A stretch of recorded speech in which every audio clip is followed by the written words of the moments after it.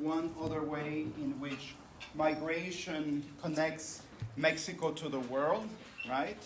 Mexico is not only, has been, let's say, historically, not only a country of immigration, continues to be, of course, a country of emigration, but it also has been, and nowadays is very sort of visibly a country of transit migration. Transit migration, of course, it's another form of migration, and it has attracted a lot of attention recently because although Mexico, as you have it there, has been a migration corridor connecting Latin America, the Caribbean, and other continents to the United States, in recent years, as I'm sure most of you, if not all of you know, the volume of that migration has increased substantially, right? Everybody here, I'm sure, is aware that in recent years, for example, there's been a very substantial increase in the flow of Central American migrants transiting through Mexico to get to the United States. But not only that, also in recent years, a very large number of Venezuelan migrants have also been going through Mexico in order to get to the United States because of the political and economic crisis taking place in Venezuela.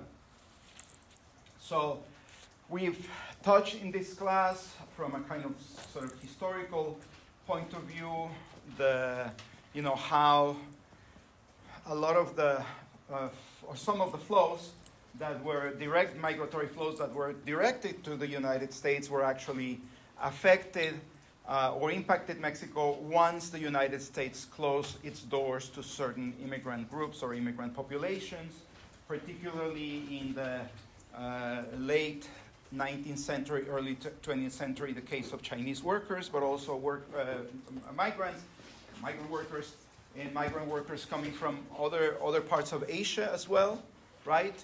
So we know that from previous classes. The other thing that we already sort of mentioned, I think, in passing, but not in passing, was actually the effect that the Central American civil wars in the late 70s, 80s had on Mexico, how Mexico actually hosted a lot of Central American refugees, particularly from Guatemala, right? I show you that picture showing concentrations of Guatemalan refugees in southern Mexico. There have been also, migrants from Nicaragua, from El Salvador. That has been a little bit more selective, smaller numbers. Also in recent years, but anyway, that happened during the late 70s, 80s.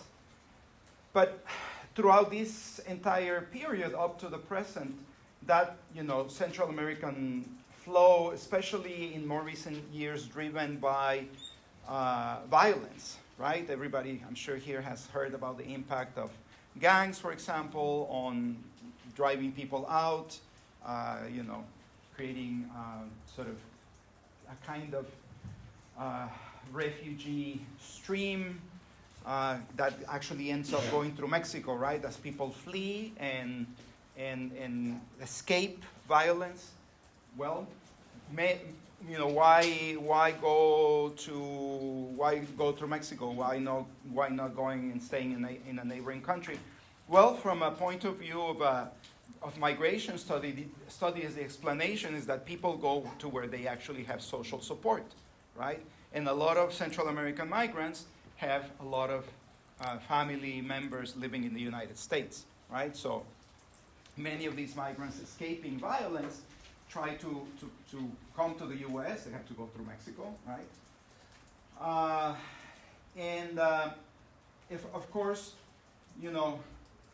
Mexico having this huge border with the United States creates a particular, not only geographic, but actually geopolitical circumstance.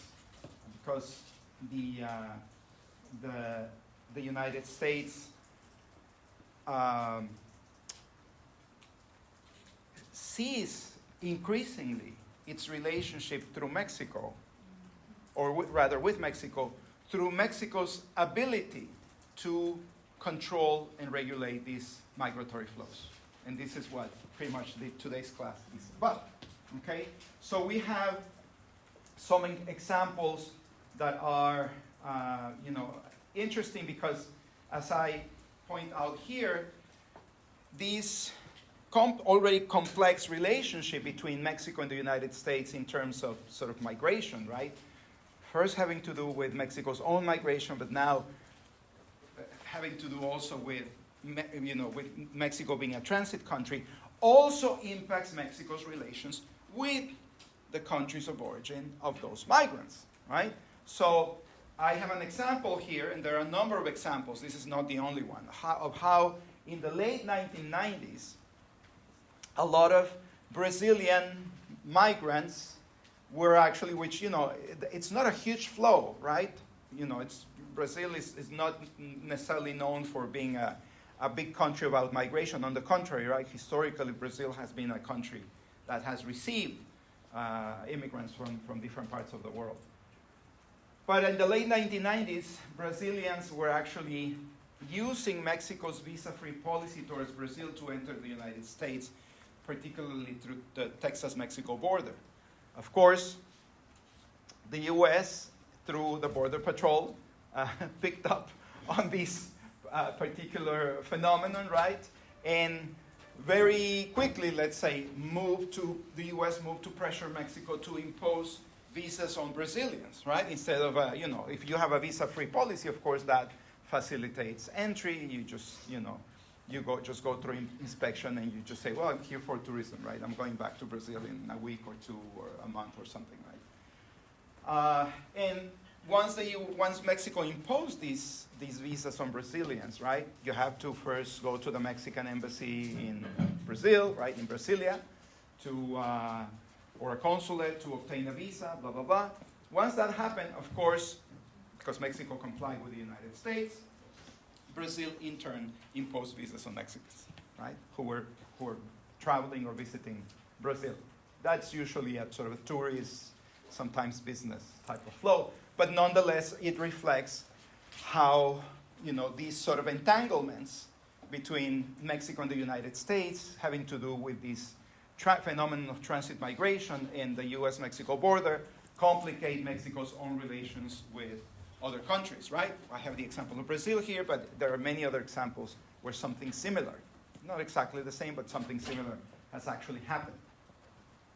So Brazil, by the way, has a strict, in sort of foreign affairs, in the foreign affairs sphere, Brazil actually has a strict reciprocity policy, meaning that if somebody imposes a visa, let's say, on Brazilians traveling to that country, Brazil does immediately the same thing, right? And so some years ago, by the way, the U.S. imposed or asked for a visa to Brazilians traveling to the United States. Guess what Brazil did? It immediately imposed a visa on Americans traveling to Brazil, right? Some travelers were actually caught in the crossfire arriving in Brazil and not having a visa, right? Having to apply for a visa at the airport and paying, a pretty penny for that document. All right, please interrupt me if you have any questions. So, let me turn my glasses while you collect your thoughts and think about some questions.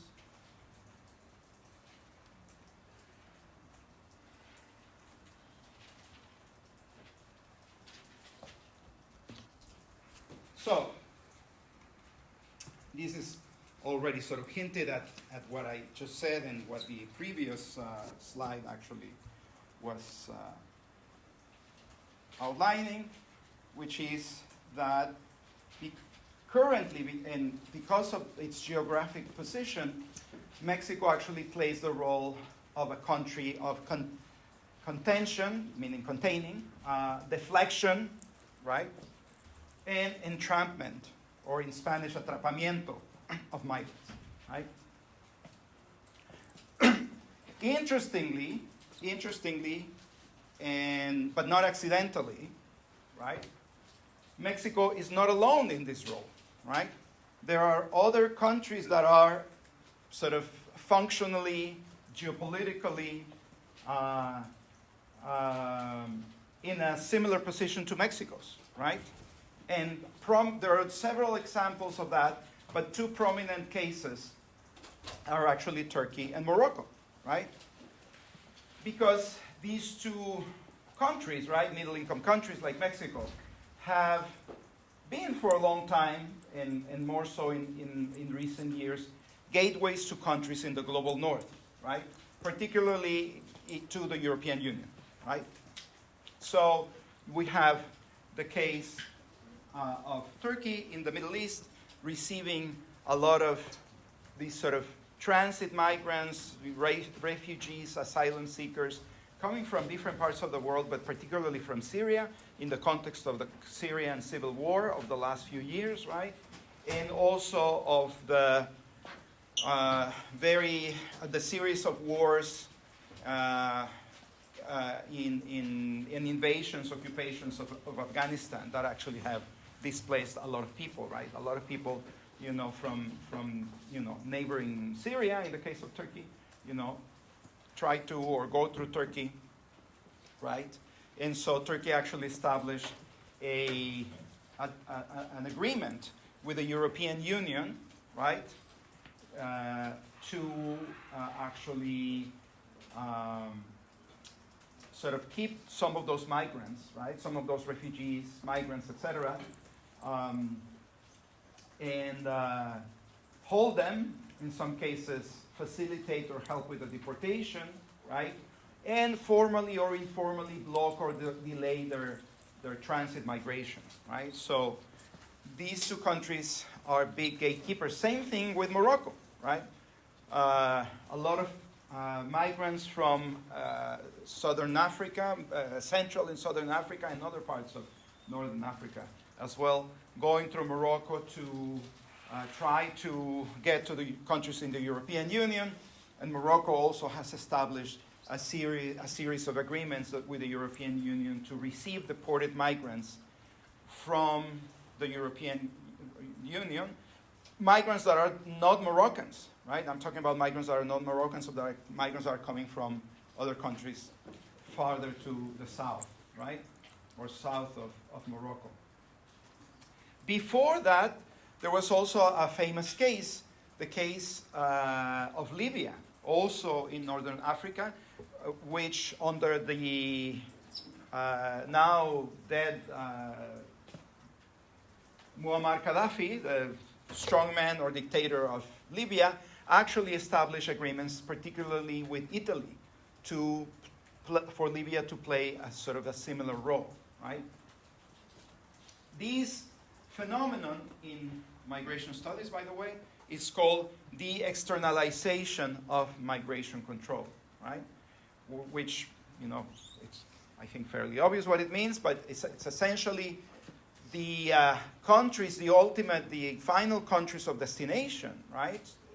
Or groups of countries, say, like the European Union, actually devolving functions of migration control to third countries, right? Not the country, why do I say third countries? Not the country of origin, not the country of destination, but this third country, right? In our case, in the case of Africa, Middle East, Turkey, Morocco, I mentioned the case of Libya, right?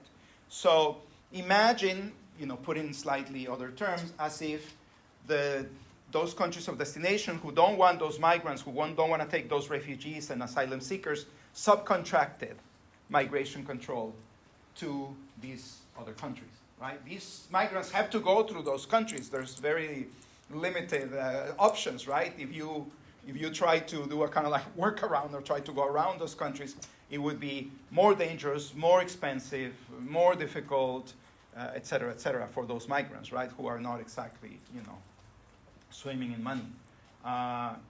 And they nonetheless, have to pay transportation, they have to pay for smugglers, they have to pay for all sorts of things, right, their own food and lodging, et cetera, et cetera.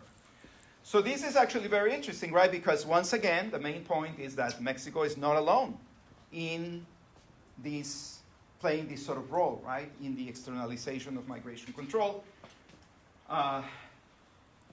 So now, as some migration scholars have put it, Mexico has become a kind of vertical border between Mexico and the United States, right? And that also has to do with the fact that migrants coming from South America or from Central America.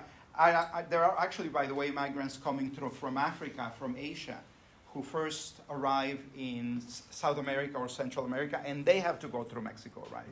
And those migrants could be or can be detained in the south, in southern Mexico, in the sort of middle part of the country, in central Mexico. They can be detained, returned, deported, as they arrive at the U.S.-Mexico border, right? The very point of these strategies of migration control is that these migrants do not get to the U.S. side of the border where they normally, as far as recent dynamics in recent years are concerned, they turn themselves in to the Border Patrol, other authorities, asking for asylum, right? Now, we're going to get the rest of the class into sort of the details of how this has happened, especially in the last 10 years, actually. So before we do that, any questions about any of this stuff? Any questions about Turkey, Morocco, Libya?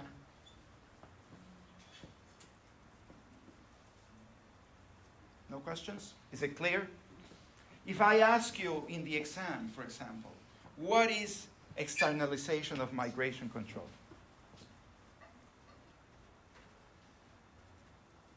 Would you be able to explain it? Yes? You sure? Yes? I am a little bit confused. Go for it. Tell me. What's the source of confusion? I guess just so the external migration control is how does it, I guess, how does it work? Can you just do a quick? Sure, of course. Yeah, no. That's totally fair. Yeah. So we're going to be landing a little bit this stuff in the next few slides. But in the case of Mexico and the United States establishes agreements, some of which are explicit, overt agreements. Some others we don't know all the details, for Mexico to stop these migrants from reaching the U.S.-Mexico border. So the U.S., in other words, doesn't wait for the U.S. Border Patrol to encounter these migrants on the U.S. side of the border. It basically gives sometimes resources, as we will see just in a moment. The U.S. government uses a bunch of different strategies, right, to get to Mexico to agree to work on behalf of the United States, ultimately, functionally speaking, I guess we could say that, to stop these migrants from reaching the United States. Or some of these agreements are also about keeping, accepting migrants that the U.S. rejects, right, and tries to return to their home countries. Of course, one complication that also helps explain this whole issue of externalization of migration control is that some sending countries, some countries of origins of migrants, do not accept migrants back. It's a weird thing, right? And why would that be? Why would that, why would a country, a given hypothetical country of origin, would not take its own citizens back once they are, say, deported or returned, say, by the United States? Why is that? Aren't those people, right, migrants, citizens? of those countries entitled to being in their country of origin or country of citizenship? What's the matter? What's the deal? What's the problem?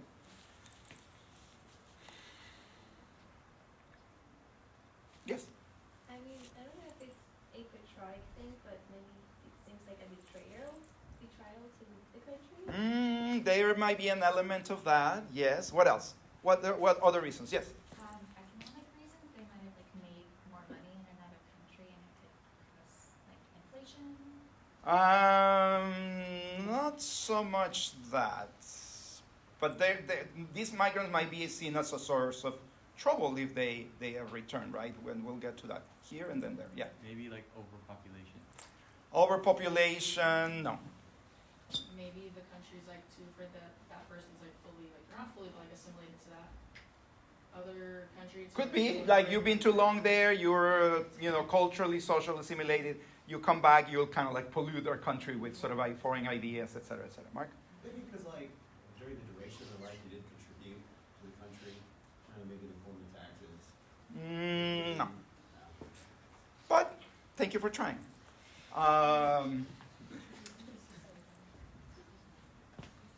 These agreements of deportation, right, return migration.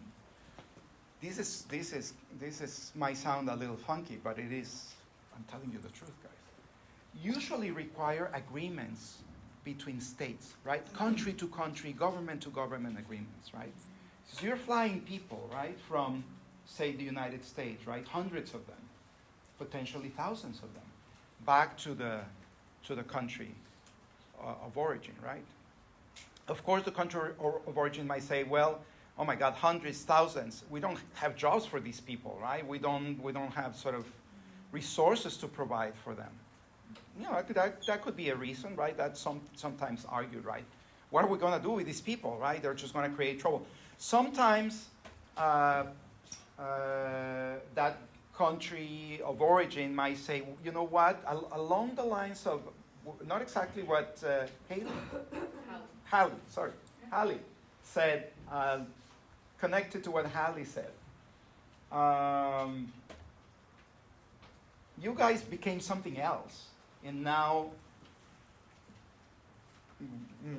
where do you fit, right, in our society? This actually was the case, by the way, of Cambodia's refusal to take Cambodian migrants who were incarcerated in the United States, and the U.S. wanted to return to Cambodia. Cambodia was saying to the U.S., we don't want these people. These people were imprisoned in the United States. They, acquired bad habits in your country. They became, I'm replicating the argument. I'm not saying that this is necessarily the truth. They're former gang members. They committed crimes in the United States. That's why they're in jail. We don't want them in Cambodia. What are we going to do with them, right? And sadly, unfortunately, there were some citizens of Cambodia, obviously people with no status in the United States, or who had lost their legal permanent resident status because of the felonies they committed. Those people actually languished in jail for years. I mean, crazy stuff, right? Now, that was just a little bit of a footnote, a tangent here. I was saying, these agreements, right, to return people, return deportees, et cetera, require state-to-state, government-to-government agreements. What if the relations between those governments are bad? What if the relations between those countries are actually not just bad, but quite antagonistic, right? Well, those agreements, chances are, will not happen, just because relations are pretty bad between the two countries. So this is actually the case nowadays of the relations between the U.S. and Venezuela, right? It's the case of the relations for quite a few decades between the United States and Cuba, right? Et cetera, et cetera, et cetera. So that's why it's so complicated, right? It's not just like, okay, put all these folks in a charter flight, I'm paying for the company that owns the plane, hire, a couple of pilots, the rest of the crew, and ship them back to Caracas. You know, the Venezuelan government is going to be, you're not landing here no matter what, you know, because nobody agreed to this stuff, right? So you require these sort of agreements, and this is partly in response to your question, right? This externalization of migration control, what I'm saying here as well, you know, requires these states, these governments to talk to each other, to agree on the terms of the deal, right? The U.S. And Venezuela are at odds with each other nowadays, as you know. The U.S. has tried to re-normalize a little bit the relationship with Venezuela, partly to be able to send people back, right? It's giving a lot of Venezuelans kind of like temporary protected status and other sort of temporary measures, so they're not deported. But some other folks who might have committed a crime or something like that, they want to ship back as soon as possible, right? And for a few days or weeks, I don't know if that's still in place actually, something like that actually more or less happened. Now, does that help in terms of the question that was posed about externalization? Yes? Good. Yes, Natalia Remitzi. I have two quick questions. With externalization of migration control, I think you did talk about it. I think I read at some point somewhere that some countries give money to other countries Correct. so they can fund some social programs where like That includes that, absolutely. Thank you for that, because that's also a form of externalization of migration control. I've so far talked about the harsher measures, right? But some of the sort of softer versions of these include the European Union, for example. There's tons of these examples, by the way. Giving money to NGOs working in Morocco or in Turkey or in Mexico to actually do something with those returned migrants or those migrants that are being sort of held kind of like temporarily, right?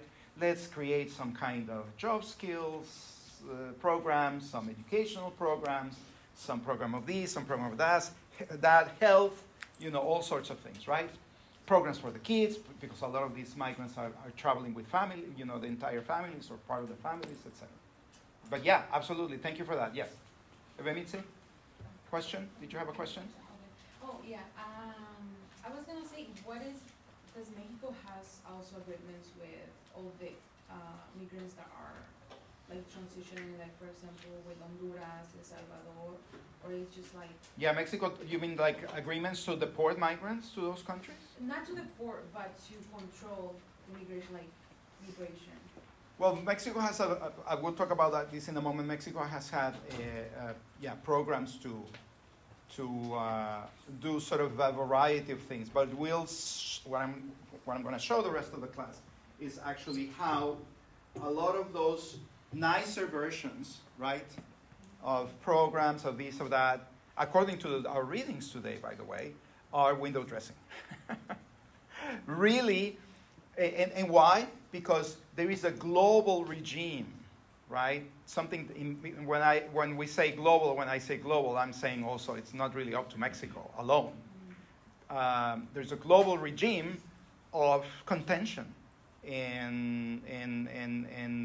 of migration, right? So we don't have a global regime of free movement, right? We know that. It's that clear to everybody how that does not exist, except for certain regions and for certain people who have maybe citizenship in the countries, right? Say the European Union, right? But that doesn't even exist in North America, right? If you're Mexican, you want to come to, you know, Disney, you have to get a visa to come to Disney, right? If you want to come to work temporarily, you have to do the same, et cetera, et cetera. So we don't. That doesn't exist. What actually is in place is actually a system of contention of migration, right? And we'll get to that in a moment. Okay, so. So how has Mexico sort of, not every country, right, responds in the same way, But Mexico has combined a kind of sort of laissez-faire, right, and repressive positions towards transit migration, right? You know, let them do, laissez-faire, right? It has some advantages, right, for migrants, but also some costs, especially in a country like Mexico where organized crime has moved to get a piece of the movement of migrants, right? In the form not just of, say, trafficking, but also kidnapping, et cetera, right? So when I mean organized crime, I'm not referring to smugglers, right? This idea that smugglers victimize migrants is, for the most part, I don't want to say entirely, but for the most part, false, because smugglers offer a service, and the migrants are the clients. And if the smuggler wants another client tomorrow, he or she or they better deliver on the service for the migrant, right? If the smuggler consistently, persistently abuses the migrant, there will, word will travel back to the countries of origin, and those smugglers won't have a business tomorrow, right? So if the smuggler wants to be in business, they better deliver on the service. I'm talking about organized crime, which is a different thing, a different phenomenon. Now, a little bit of recent history, right? That helps us kind of put all of these sort of ideas and big trends, global trends, in perspective and in kind of our sort of neighborhood here, right? In 2014, several thousand unaccompanied minors, mostly from Central America, reached the US-Mexico border requesting asylum. This was during the Obama administration, right? For the most part, the Obama administration actually had a relatively positive response, right? But this actually was setting the stage for what came later. By the way, when we use the term unaccompanied minors, the term is a little bit of a misnomer, right? Because you think that there's a 5-year-old like walking through Mexico. That's not the case, right? A lot of these unaccompanied minors are young people, adolescents, right? Teenagers. Some of them who are on the sort of brink of legal, age, are about to become adults, at least from a kind of like legal point of view. So they are, 17, 18, a little bit younger perhaps. And the other part where unaccompanied minors is a little bit of a misnomer is that these young adults actually have a lot of contacts, especially in the United States, and many of them actually came and in some cases continue to come to be reunited with family members, right? Because the U.S. and U.S. Congress in particular has not passed any kind of sort of comprehensive regularization for undocumented migrants, many Central American migrants, many Mexicans as well, but many Central American migrants actually, mothers and fathers have been separated from their children for many years, right? So a lot of these unaccompanied minors either came to be reunited with their parents, or in some cases they had uncles and aunts and grandparents in the U.S., right?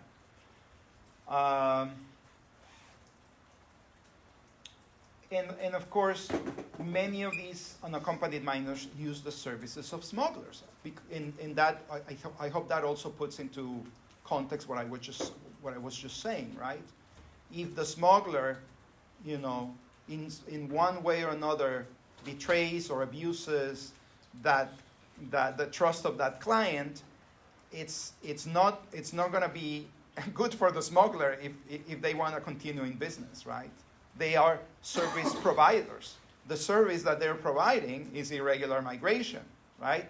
Whatever you think ethically or morally about that, it is, at the end of the day, a service and a necessity. And to the extent that the smuggler is getting paid for that, they have to deliver, right?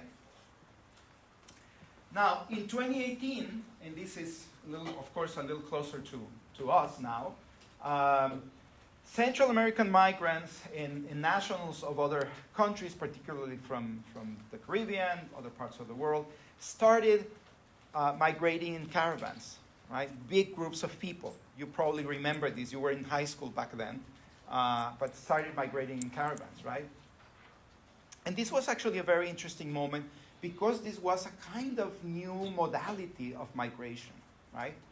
New way for migrants to sort of getting organized, and because of all the abuses, not at the hands of smugglers, but at the hands of organized crime and organized criminals and regular criminals. As they went through Mexico, they were migrating in large groups to sort of protect themselves, right? During the journey. A lot of these migrants previously were, riding cargo trains, right? Known in the sort of day-to-day parlance as, the cargo train as La Bestia, the beast, right? Which sort of was an inexpensive way of traveling, but also extremely dangerous, partly because of accidents, right? A lot of people falling off the cargo train and dying or actually losing limbs, right? Getting crushed, etc. But also because groups of criminals knew that these migrants were riding the train and they would target them, right? So they began organizing these sort of caravans, right? And migrating in groups as a measure or as a strategy for sort of self-protection.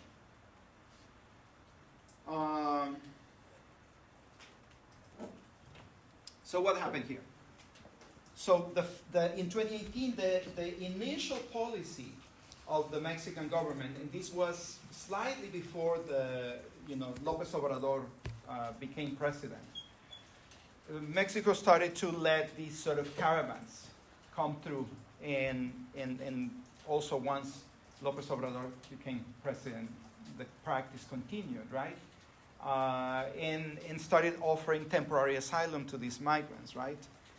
These, of course, absolutely, totally angered the Trump administration, and immediately, some of you might recall this, threatened Mexico with imposing a 25% tax on Mexican goods started to the United States. This is super interesting for us in this class because you see how export-oriented industrialization, the topic of your short-term paper, guys, bless you, and migration are connected, right? So Mexico has signed these trade agreements with the United States.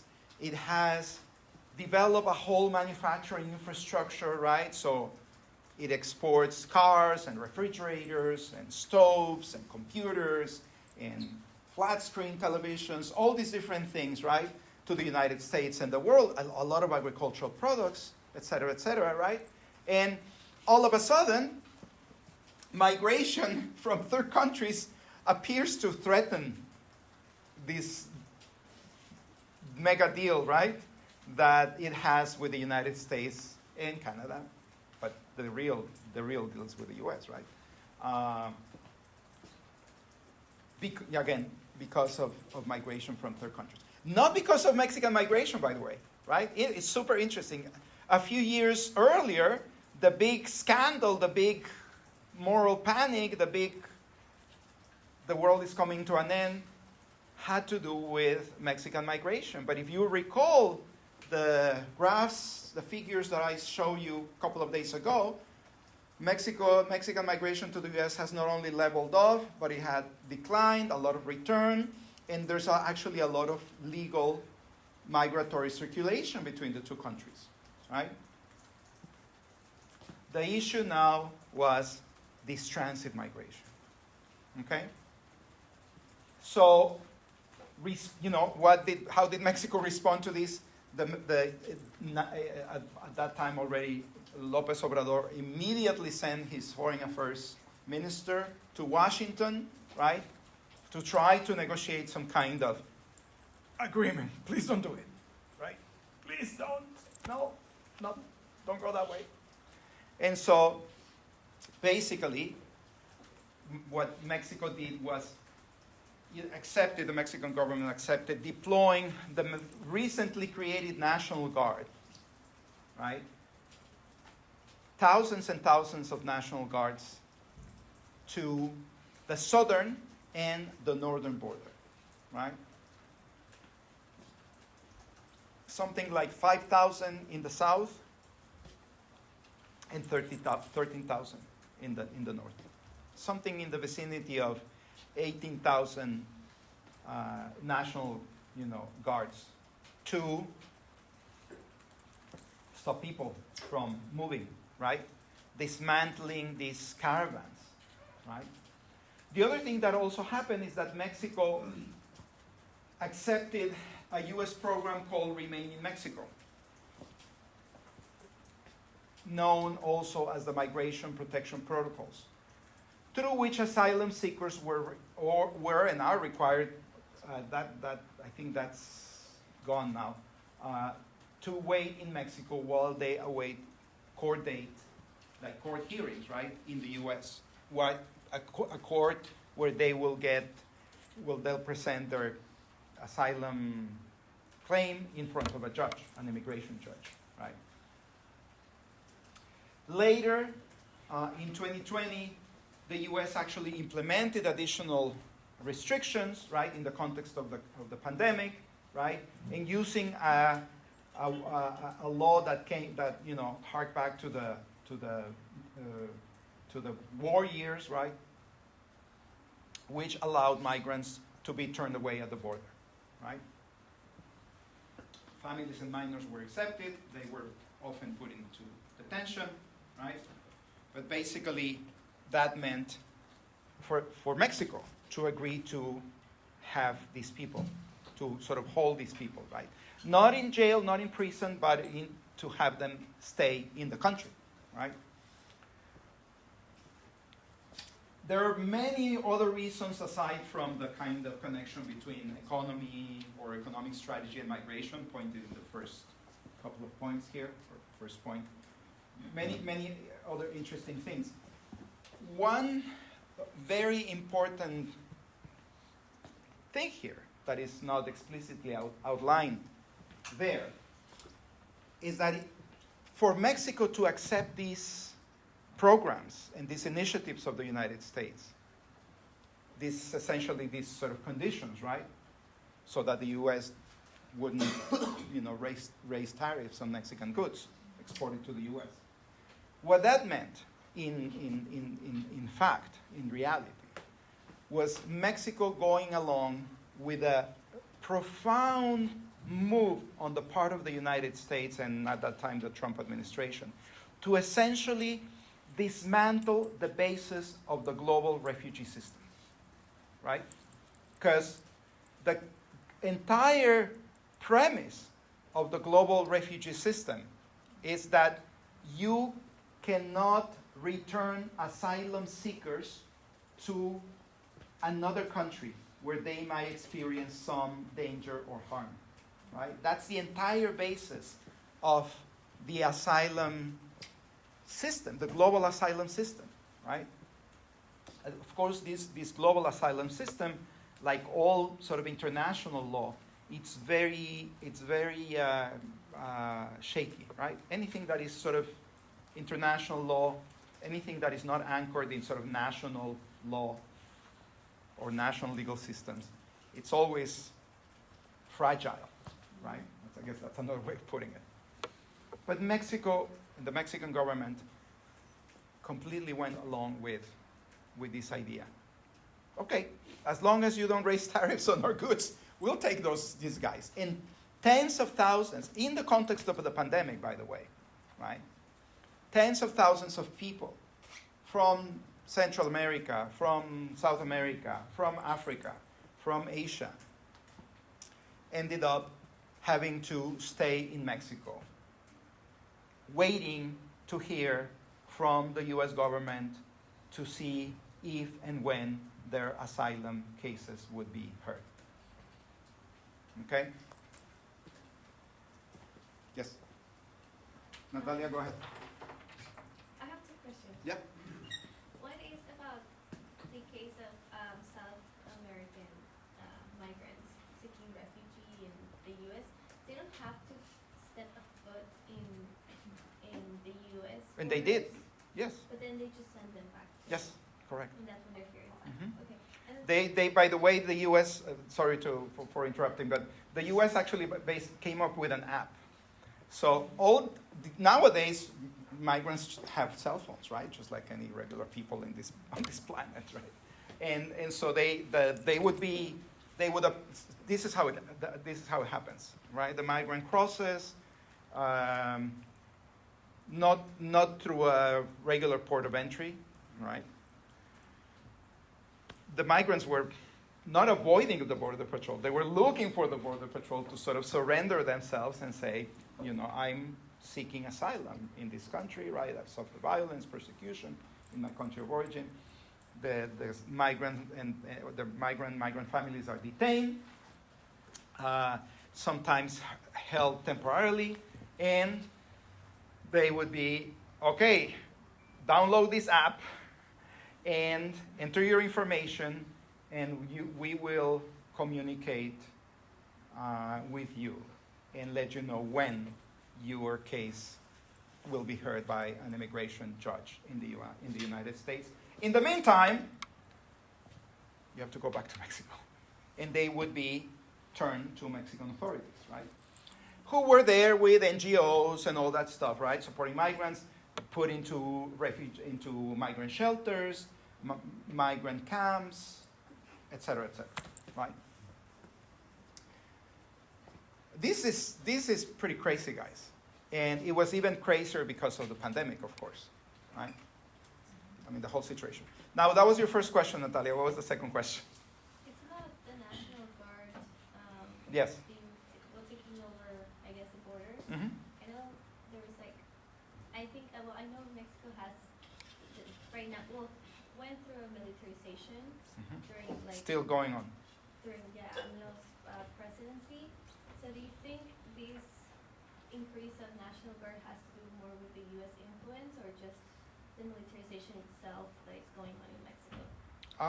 That's a good question. I don't think it has necessarily with the U.S. influence. I think it has more to do with internal dynamics in the Mexican political system and with López Obrador's own preference to give more space and more resources to the military. So, on that note, so why is, can't you connect that also to, like, Texas, like, setting out their, like, state National Guard? And, what's going on recently, because I saw that, like, there's also, Congress hearings and stuff on it right now, and, like, Marjorie Taylor Greene is going, like, really in. Absolutely. Thank you for asking that question. Of course, there is a connection. We have seen, even in more recent times, right? Like, the last few months, last year, et cetera, an old sort of replay of this kind of politicization of migration, right, within the United States, right? This is something that I would say, to answer your question, runs in a kind of parallel track to a lot of the things that we're discussing today, but it also has its connections to the stuff that we're discussing with Mexico, right? This sort of hyper-politicization of migration in the United States, it becomes a source of fighting between Republicans and Democrats, essentially, right? One accusing the other of, you're not doing this, or you're too harsh, and you don't care, yes, we care, et cetera, right? Has been certainly for, I mean, we've seen these sort of outbursts in the last few months with Texas and the Texas governor really mining this issue, right, to gain points with, particularly the right wing of his party. But it's not new, because this is what Pete Wilson did in California, right, in the 1990s with Proposition 187. So this has been going on in the United States for quite some time, right? Of course, I agree that there are at times some sort of reverberations and repercussions that affect Mexico, right? There is also, relative to that, not just a fight between Republicans and Democrats using sort of migration, right? Refugee flows, asylum, et cetera, but also a kind of connected dispute between state governments and the federal government, right, around migration. Why is that? Because according to most existing law in the United States, the federal government is the one that has ultimate authority. And not ultimate authority, but it's supposed to have sole authority on migration issues. But as of the last 30 years, state governments have continuously, I would say, challenged the federal government. California, Arizona, Texas, Georgia, you name it, Alabama, there's a long list at this point, right? Mostly with these state governments trying to be harsher and harsher and harsher with undocumented migrants, right? With the sort of apparent principle of making people's lives so miserable so that they would leave the country, right? Which of course doesn't happen. But anyway, there are questions, Mark, and then over here. Yes? I was just gonna ask, which U.S. presidents had the most tumultuous relationship with Mexico? The most what? Tumultuous, kind of, I guess, skies. Well, that's a question that would require the rest of the class, so I'm going to skip it for now. But yeah, there have been many tumultuous times, as you know, right? Yes. I was gonna ask you, more people migrate from Mexico to the U.S. illegally or legally? This is a very difficult question to answer, partly because we know the number of people who say migrate legally, right? Right? We know why. For undocumented migration, we rely on estimates, right? We know numbers of visas because the government publishes the numbers of visas. That's what I mean. But we don't know we only have estimates. What we know based on these estimates is that the size of the undocumented population, as I showed last class, has declined, has stabilized and declined, although the decline has leveled off, right? It apparently is not continuing that sort of sharp decline that we saw earlier in the century, let's say, right? 10 years ago or so. Yeah.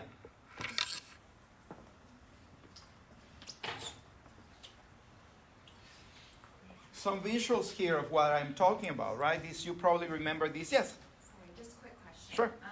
The 25% tax, was that when they were working on agreements for the USMCA? Was that going to be part of that? No, that was no. That was the agreement had already been signed. If I remember, let's see, was it already signed? The agreement was already signed. Okay. Yes, the agreement was already signed. So, yeah. So this was kind of like after that, and of course, there was all this discussion. Well, you cannot do that because we have an agreement. You would have to revise the agreement, go to the courts, a whole complicated process. But the threat coming from the United States as a threat, just as a threat, is powerful enough, right?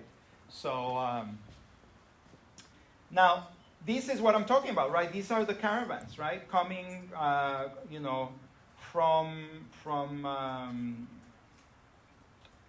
coming from and through Central America, through Mexico's southern border.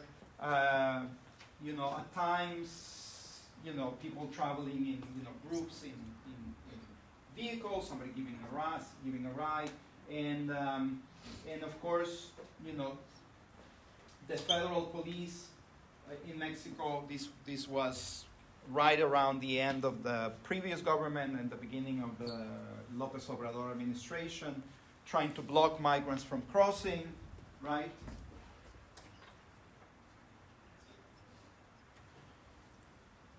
And then at some point there was this moment when the Mexican government tried to cross that bridge that connects. It's one of the crossing points with Guatemala, right, in the south. You can see it here, right, and of course, no gate can contain this human flow, really, right? And this is what you see here with people. There are two things to say about this. Of course, there is a plight, right? A plight of people fleeing violence, trying to sort of escape, terrible conditions, not just threats of violence, actual violence, right? These flows, of course, as based on actual research, are composed of a mix of folks, right? There's people who were already deported before, right?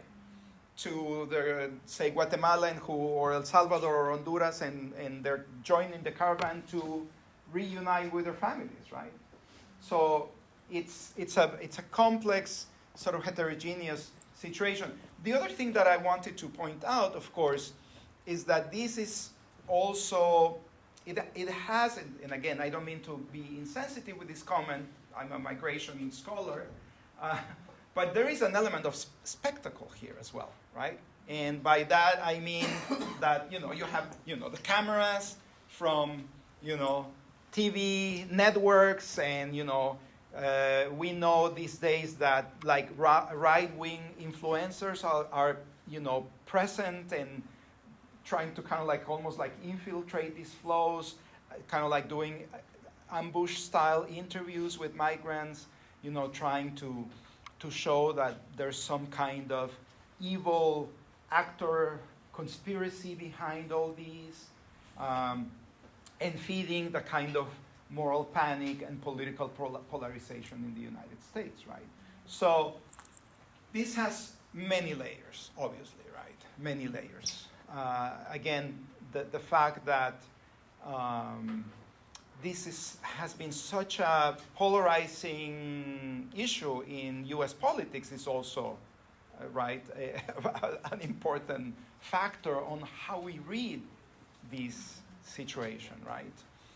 A lot of the violence, of course, that happens in Central America implicates the United States, right? The whole phenomenon of gangs in El Salvador, for example, has to do with the U.S. deporting gang members to El Salvador, right? As a way of kind of like just trying to get rid of them, right? The sort of criminal careers did not happen in El Salvador. They happened here, right? But because these folks had no legal status, right, in the United States, it was easy for the United States to say, okay, round them up, ship them back to a tiny country like El Salvador in Central America, and then the whole explosion of violence in that country, right? And other kinds of things. All right, so now this role of Mexico as a sort of corridor, but also as a barrier, right? This is part of the lesson today, very important point. For transit migration that is trying to reach the United States has important geopolitical implications, right? We've seen so far how Trump, successfully pressured the Mexican government to stop migrant caravans, right? But this pressure actually, interestingly, once again, not accidentally, showed how much the U.S. needs Mexico for purposes of migration control, right? And while this is not entirely new, it's actually very interesting because the Lopez Obrador administration, right, populist leftist government, has actually used these as a kind of leverage to negotiate its relations with the United States. Mexico discovered,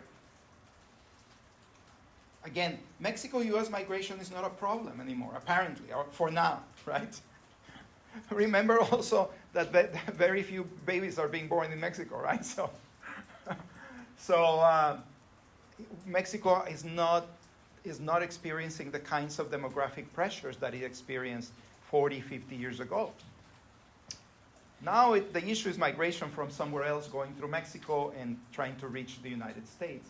So the López Obrador administration, and López Obrador, right, has kind of been, for the past few years, using these as a way to recalibrate the terms of its relationship with the United States and to kind of gain some space to implement domestically its policies without at least a kind of overt interference on the part of the United States.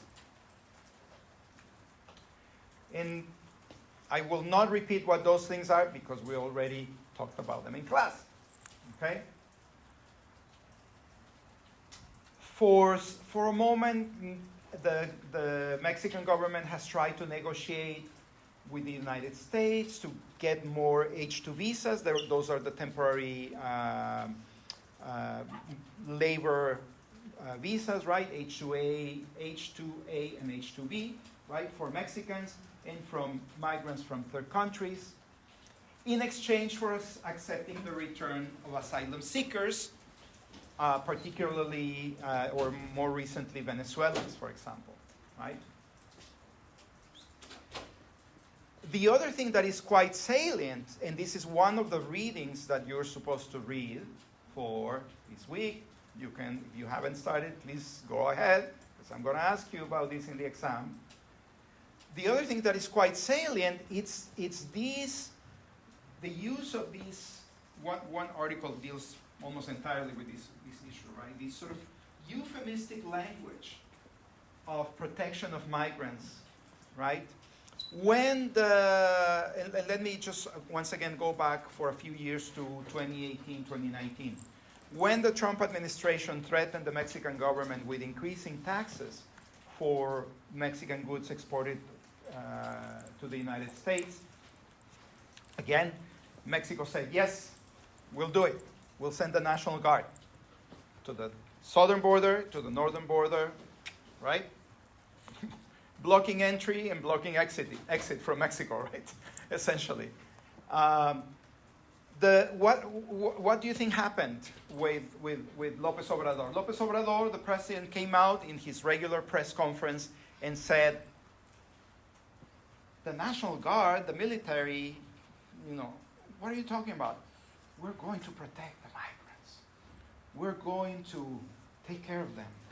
We're going to be nice to them. And, they're victims. They're victims of smugglers and organized crime, et cetera, and we're going to protect them, right? This is BS. Excuse my French. It's this sort of euphemistic language used not just by López Obrador, but throughout the world, right, to kind of obfuscate the reality that we live in a world of gated globalism, right? This is one of the terms mentioned by one of the authors that we're reading this week, right? Gated globalism, right? What we have as a global phenomenon are doors and windows for some migrants and some certain flows, but a lot of gates, right? A lot of gates that are locked or that are guarded at the very least, so that a lot of people don't get in, don't get through, right?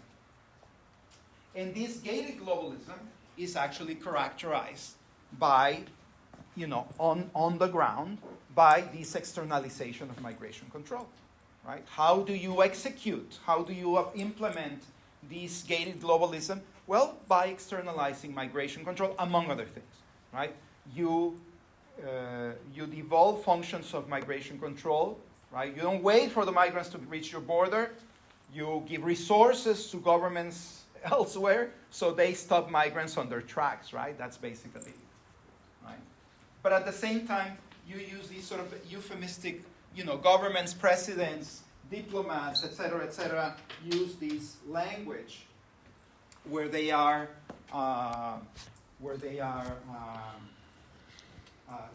talking about taking care of the migrants, being nice to the migrants, presenting the migrants as poor victims that need to, that are in need of protection, right, and care and so forth and so on.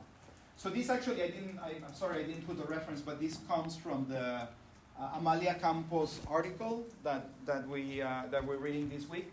And let me just read it because I thought the reason I'm quoting here is because it's so powerful. She writes, and this is in relation to the whole thing of the caravans and everything. The Mexican case is not an exception, but instead a showcase of the ambivalence in the global management of migration, which while promoting euphemistic rhetoric, right, we're going to be nice to the migrants, poor migrants, pobrecitos, we're going to protect them, the victims of the big bad wolf, the smuggler, right? We're going to protect, while promoting a euphemistic rhetoric through international agreements, right, that claim to seek the protection of migrants' human rights. At the same time, this encourages co-bordering partnerships, right? The Mexican National Guard is waiting for you on the Mexican side of the border, right? And then the U.S. Border Patrol on the U.S. side of the border. This encourages co-bordering partnerships whose raison d'etre is to dissuade and restrict. The reason of being is to dissuade and restrict mobility, and which end up materializing in these euphemistic practices towards the migrant population. What the hell is this euphemistic? I had to go and look. It's basically the use of a euphemism. It's another word for the use of euphemisms. There is a harsher situation, there's a harsher word that should be used, but we resort to the use of a euphemism, right? Something nice to kind of like paper over and make it look nice and softer and more acceptable, right? That is this euphemistic. Now, what am I talking about also in the context of Mexico, right? This happened, is it already a year or so?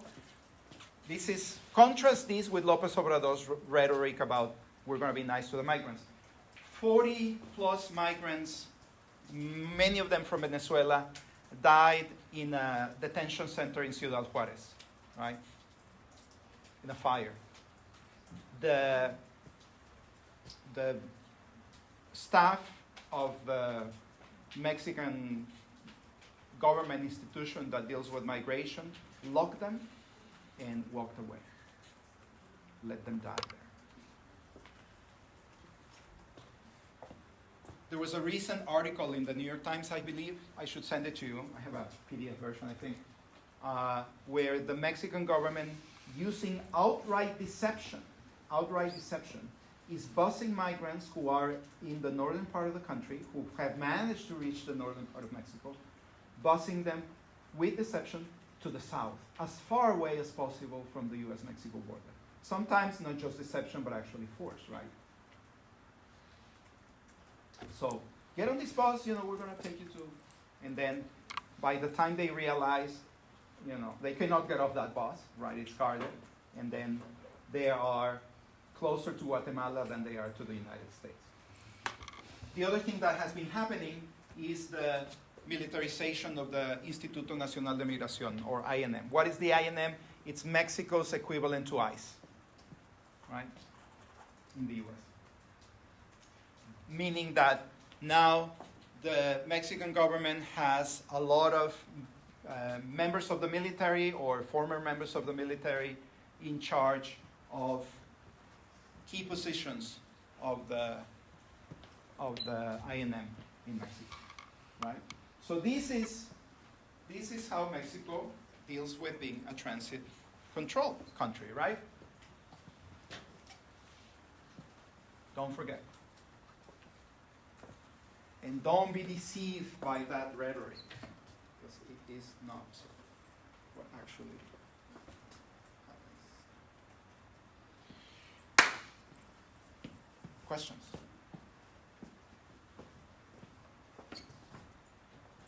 Any questions or comments? Things that were not clear? Your paper is due tomorrow, right? Any questions about that? Any questions about today's lecture presentation? I open my arms to any questions.